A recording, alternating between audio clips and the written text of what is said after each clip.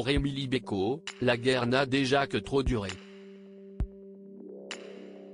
Comme chez les Hallyday, les proches de Monsieur 100 volts se sont menés une guerre d'héritage.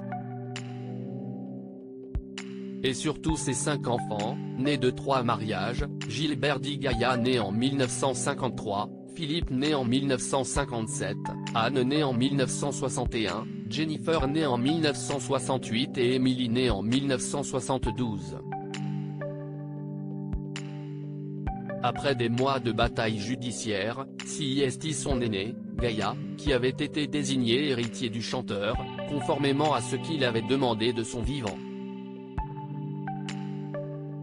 Une décision vivement contestée par Émilie Béco, qui s'était régulièrement opposée à son demi-frère dans les médias.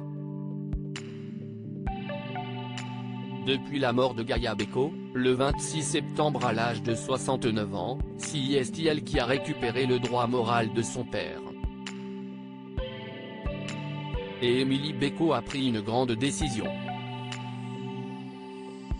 Cela ne me rapportera pas d'argent mais le devoir de faire vivre l'œuvre de papa, confie-t-elle au Figaro. Avoir la paix dans la famille, je n'attends que ça.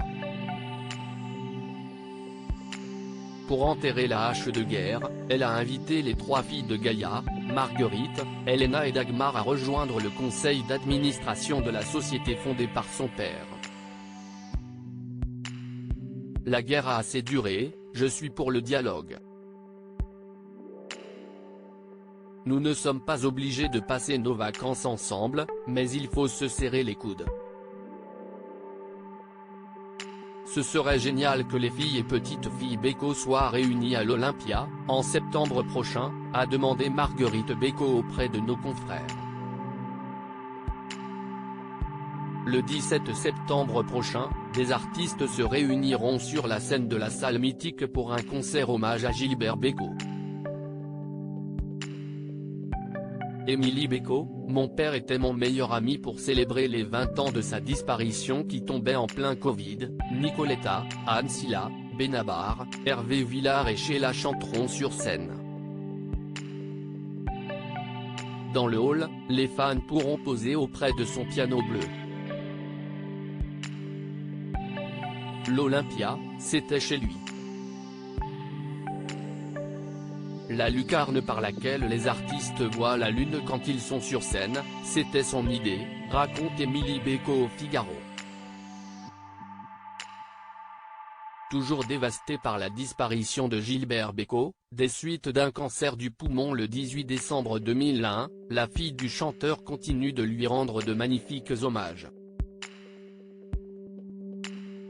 Mon père était mon meilleur ami, j'ai mis beaucoup de temps à m'en remettre, confiait-elle dans les colonnes de Gala. Pendant des années, il a fallu que je remonte la pente. J'étais devenu hypersensible, je pleurais pour un oui ou pour un non. Mais je m'en suis sortie toute seule.